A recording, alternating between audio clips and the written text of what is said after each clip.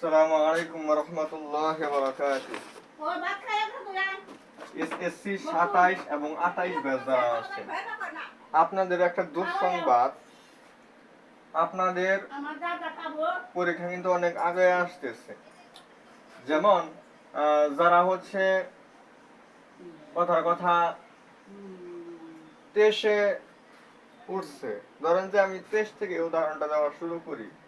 যারা 23 সালের জানুয়ারি মাস, 23 সাল যখন শুরু হইলো তখন যারা নবম শ্রেণীতে উঠছে, ওরা 23 সাল সম্পূর্ণ পড়ছে, 24 সাল সম্পূর্ণ পড়ছে, 25 সালের ফেব্রুয়ারি মাস অথবা মার্চ মাস, এমন হয়েছে এপ্রিল মাসে পরীক্ষা। আবার ধরেন যারা 24-এ উঠছে, ওরা 24-এর সম্পূর্ণ বছর পড়ছে, 25-এর সম্পূর্ণ বছর, এই বছর 26-এ হচ্ছে ওরা পরীক্ষা দিবে।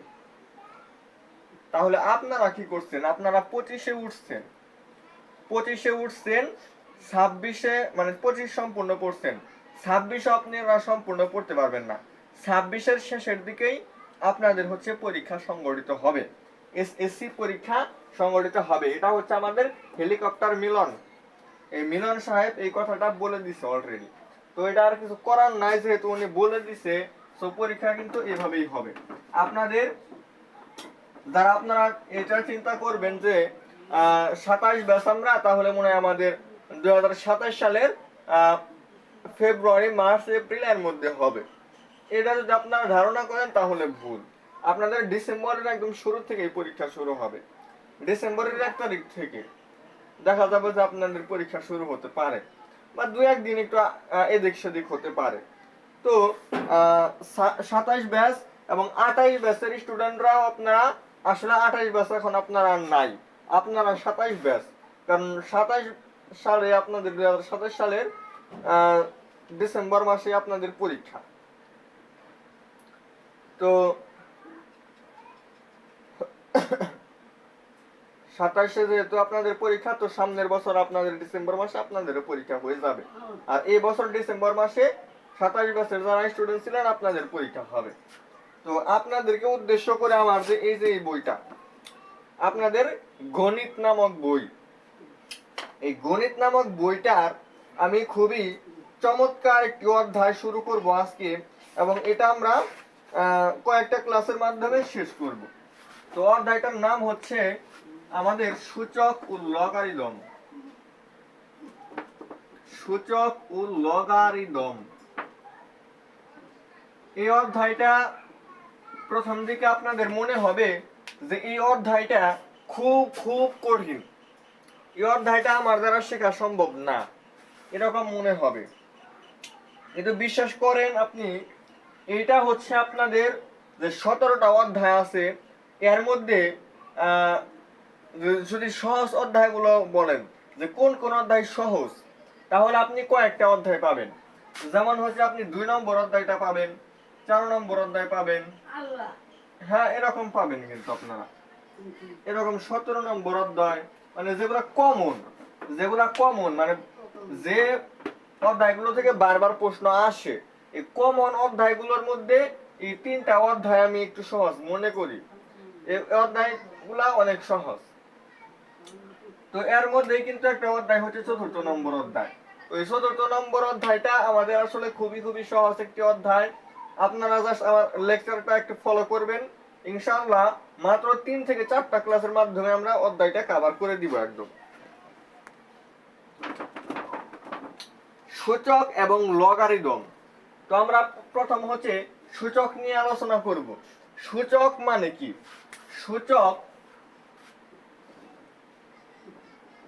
সূচক মানে পাওয়ার, ঘাত, মাত্রা, শক্তি, এগুলো আমরা বুঝে থাকি। তো সূচক মানে আসলে কি? আমরা পাওয়ার, ঘাত, মাত্রা বা শক্তি, যেমন আমি দিলাম হচ্ছে x², তাহলে এখানে পাওয়ার কত? পাওয়ার কিন্তু 2, তার মানে সূচক কত? 2। সূচক কত? 2।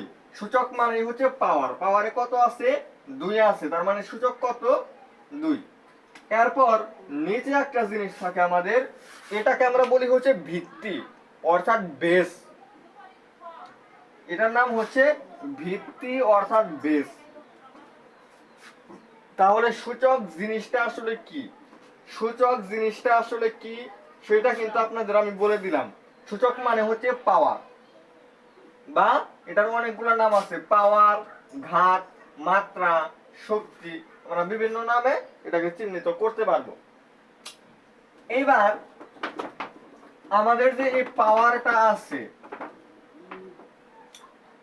এই পাওয়ার আমাদের তিন ভাবে হতে পারে। হয়তো ধনাত্মক হবে,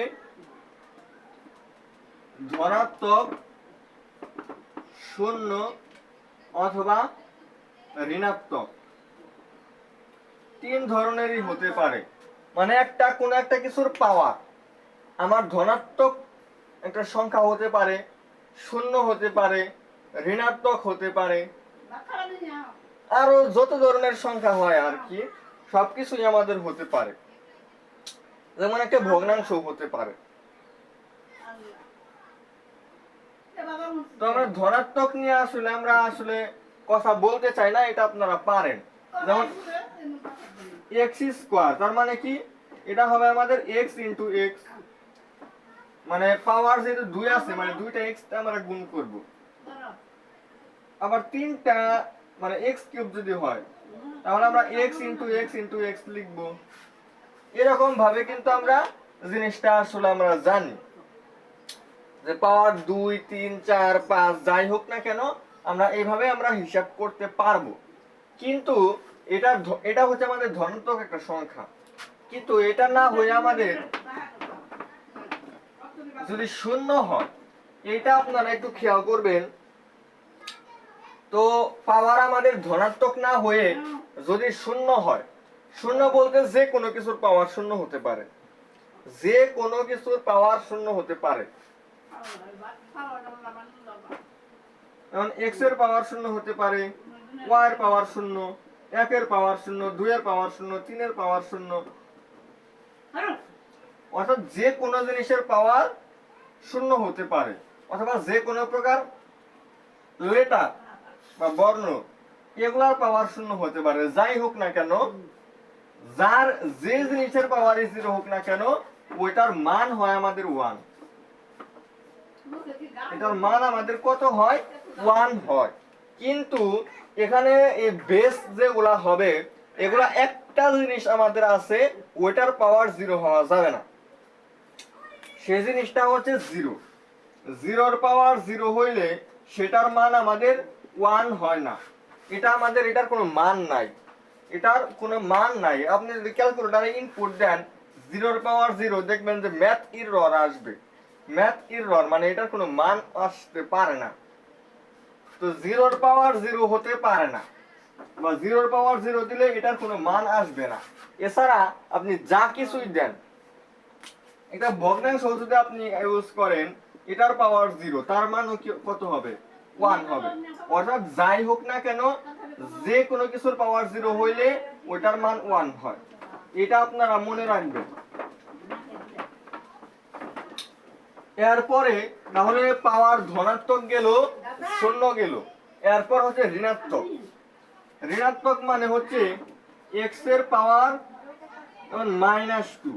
এটা আমাদের একটা ঋণাত্মক। পাওয়ারে কি আছে? ঋণাত্মক সাইন আছে। তো পাওয়ার আমাদের ঋণাত্মক হতে পারে। পাওয়ার যদি ঋণাত্মক হয় তাহলে কি ঘটনা ঘটে সেটা এখন একটু বোঝার চেষ্টা করেন। পাওয়ার কিন্তু ঋণাত্মক হতে পারে। তো আমাদের যখন এই ঋণাত্মক সাইনটা থাকবে, এই ঋণাত্মক সাইনের জন্য আমি হচ্ছে 1 এবং এটা ভাগ চিহ্ন দিব। 1 এবং ভাগ চিহ্ন দিব। এটা হচ্ছে আমার মাইনাসের কাজ। মাইনাসের কাজ কি? 1 এবং ভাগ চিহ্ন।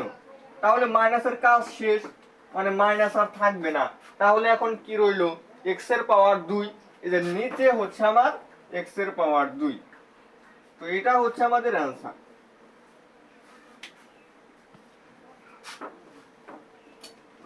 তো এই জিনিসটা কিন্তু আমরা অবশ্যই খেয়াল করব।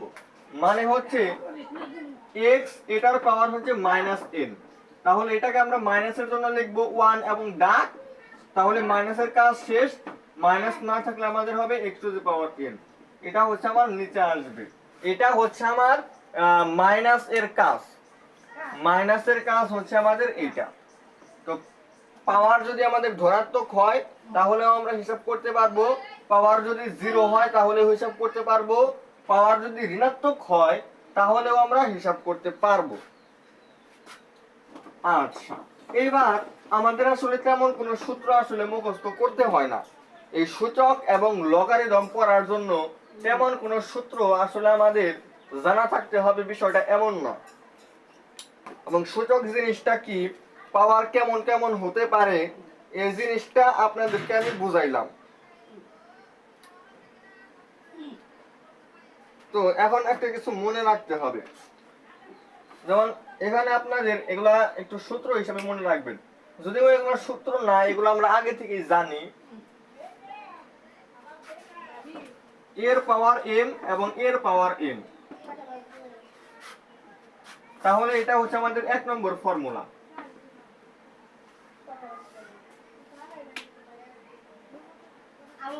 এখানে বেস, এখানেও a এখানেও a, বেস অলওয়েজ সেম থাকবে, দুই পাশেই বেস সেম। এখানেও a এখানেও a, নিচে যেটা থাকে ওটাকে বলা হয় বেস, আর উপরে থাকলে ওটাকে বলা হয় পাওয়ার অর্থাৎ সূচক। তো বেস দুটো যদি সেম হয় এবং যদি গুণন অবস্থায় থাকে তাহলে আমরা ওই দুইটা বেস থেকে একটা বেস লিখব, একটা বেস লিখব এবং হচ্ছে আমাদের যে পাওয়ার যে দুইটা ছিল ওই দুইটা পাওয়ার আমরা যোগ করে দিব। দেখেন এই কাজটা কিন্তু আপনারা অনেক আগে থেকেই করতেছেন।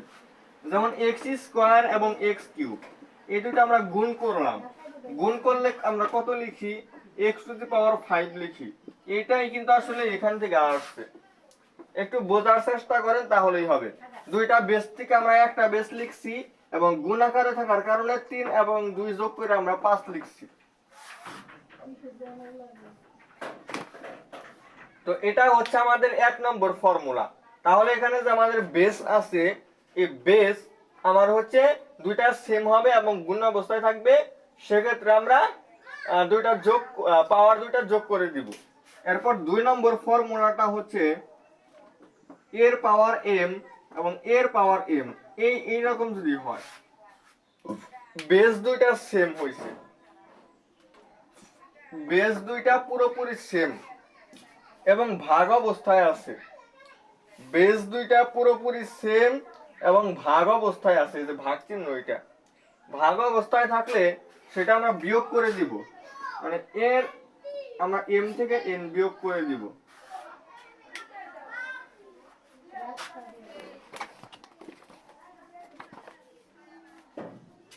এটা আমরা কি করে দিব, বিয়োগ করে দিব। এগুলা হচ্ছে আমাদের ফর্মুলা।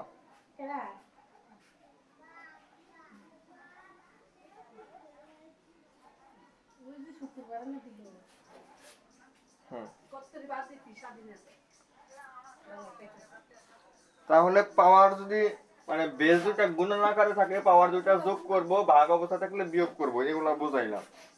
এরপর আসেন, দুইটা জিনিস গুণন আকারে আছে,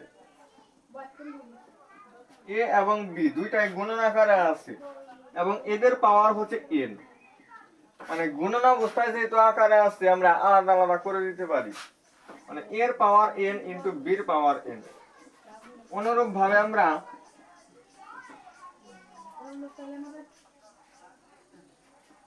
এটার পাওয়ার যদি n হয় তাহলে আমরা এর পাওয়ার n ডিভাইডেড বাই বির পাওয়ার n। গুণন অবস্থায় এবং ভাগ অবস্থায় থাকলে আমরা এগুলা ভাগ করে দিতে পারি।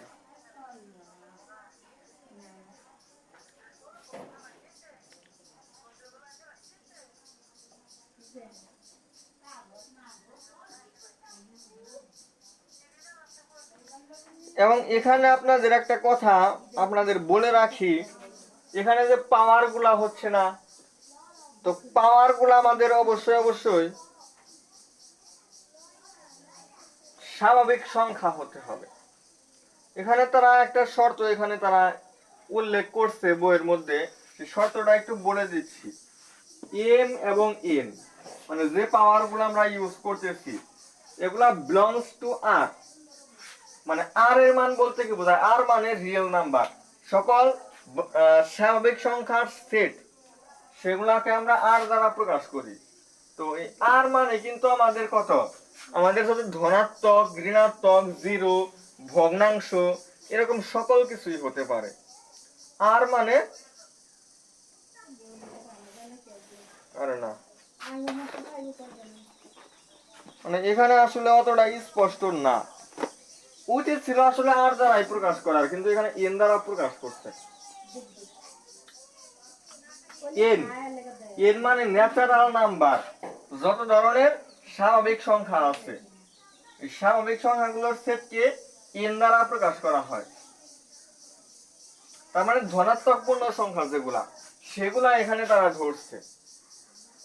তবে তাই বলে যে আসলে আমরা হিসাবটা ওইভাবে করি বিষয়টা এমন না, আমরা কিন্তু এটার বাইরেও আমরা অ্যাপ্লাই করি, বাট বইয়ে এই শর্তটা দেওয়া আছে। এগুলো আপনারা সামনে আরো স্পষ্ট পাবেন। এবং নিচে যেটা আমাদের এ অথবা বি, এগুলো হচ্ছে আমাদের বেস, এগুলো আমাদের যে কোনো প্রকার রিয়েল নাম্বার অর্থাৎ যে কোনো প্রকার বাস্তব সংখ্যা হতে পারে। এরপর 5 নম্বর আমরা আমার একটা জিনিস জানবো, এর পাওয়ার এম এবং এই সম্পূর্ণটার পাওয়ার হচ্ছে এন। এরকম যদি হয় তাহলে আমরা এই দুইটা পাওয়ার আমরা গুণ করতে পারি, এর পাওয়ার এম এন, এর পাওয়ার এম এন, এগুলো আমরা বলতে পারি। তো এই 5টা ফর্মুলা আমরা একটু মুখস্থ রাখবো। গুণন অবস্থা, দুইটা বেস যদি সেম হয়, গুণ অবস্থায় থাকে, তাহলে দুইটা বেস থেকে একটা বেস লিখবো আর পাওয়ারে হচ্ছে ওই দুইটা যোগ করে দিব, নিচে হচ্ছে বিয়োগ করে দিব।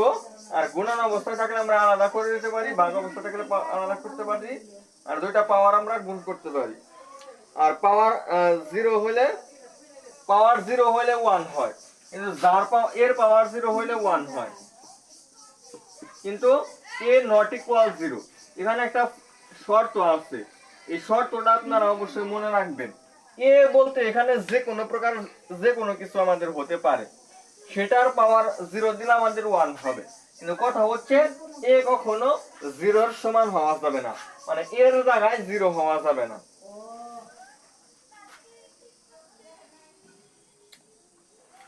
আর আপনাদের আমি দেখাইছিলাম যে এর পাওয়ার মাইনাস এন, এটাকে আমরা মাইনাসের জন্য 1 এবং ডাক, তাহলে এর পাওয়ার এন লেখা যায়।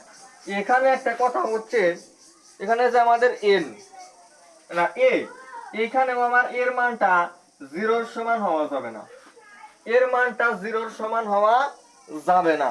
এবং এন, এন আমাদের অবশ্যই ন্যাচারাল নাম্বার অর্থাৎ বাস্তব সংখ্যা, মানে ন্যাচারাল নাম্বার মানে সকল ধনাত্মক পূর্ণ সংখ্যা এরকম হতে হবে।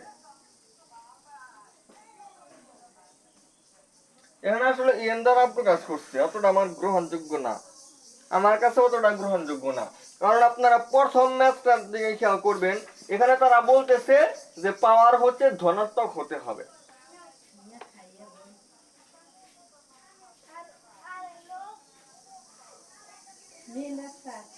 পাওয়ার যদি আমরা 2 দিই, পাওয়ার 2 কে কিন্তু আমরা এর পাওয়ার মাইনাস মাইনাস 2 দিতে পারি, এর পাওয়ার মাইনাস মাইনাস 2 দিতে পারি, তাহলে আমার এন এর জায়গায় কত আসলো, -2 আসলো।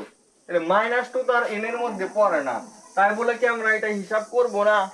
এটা আমরা হিসাব করতে পারবো না? অবশ্যই পারবো। তাহলে এন বলতে আসলে আমাদের যে ন্যাচারাল নাম্বার, স্বাভাবিক সংখ্যার যে সেটটা তারা বোঝাচ্ছে, আসলে এটা অতটা গ্রহণযোগ্য না। মানে এখানে এম এবং এন এগুলো মানে সবকিছু আসলে আমাদের আর এর মধ্যে পড়ে, সবগুলো হচ্ছে আসলে আর হবে, আর দিলে জিনিসটা একটু ভালো দেখা যায়। আর মানে যে কোনো প্রকার রিয়েল নাম্বার, আপনাদের যে কোনো প্রকার বাস্তব সংখ্যা ভগ্নাংশ আকারে প্রকাশ করা গেলে মূলদ, ভগ্নাংশ আকারে প্রকাশ করা না গেলে অমূলদ। কিন্তু এটা কিন্তু আপনারা অবশ্যই দেখছেন, প্রথম অধ্যায়ে এগুলা ছিল। তো এই জিনিসগুলো আমরা অবশ্যই মনে রাখবো। আমি উদাহরণ থেকে আপনাদের দু একটা ম্যাথ করাবো, যার মাধ্যমে ক্লাসটা শেষ করব।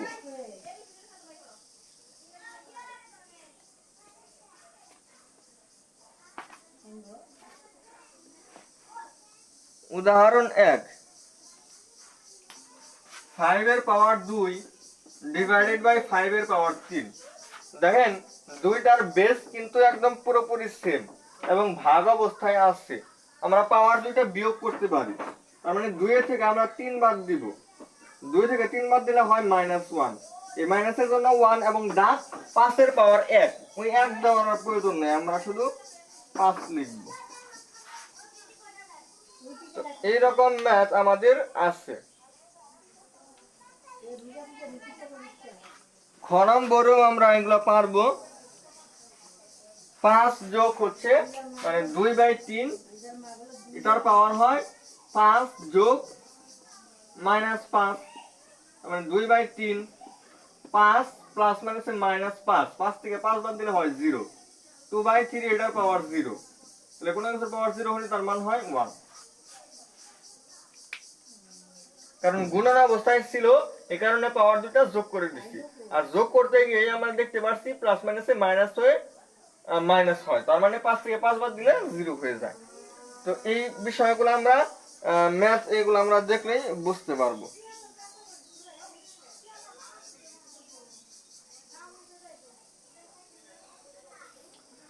তো আপনারা হচ্ছে বাসায় এগুলো প্র্যাকটিস করবেন। এরকম ছোটখাটো ম্যাথ আপনারা উদাহরণ 1-এ হচ্ছে আপনাদের দুইটা ম্যাথ ছিল, উদাহরণ 2-এর আপনারা প্রথমটা করবেন, উদাহরণ 2-এর প্রথমটা করবেন। উদাহরণ 4-এর দুইটা ম্যাথ আছে, সেগুলো আপনারা একটু দেখতে পারেন। এগুলা বাসায় একটু প্র্যাকটিস করেন আপনারা। এবং হচ্ছে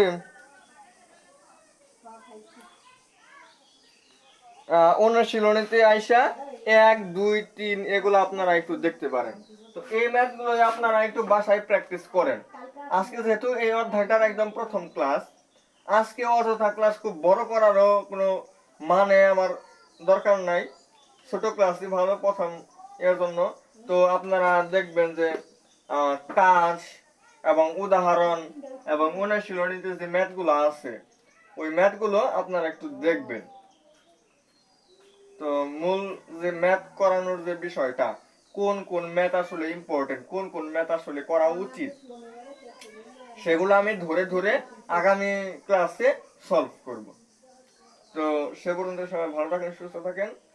আজকের ক্লাসটি আমাদের এই পর্যন্তই। আসসালামু আলাইকুম রহমতুল্লাহ।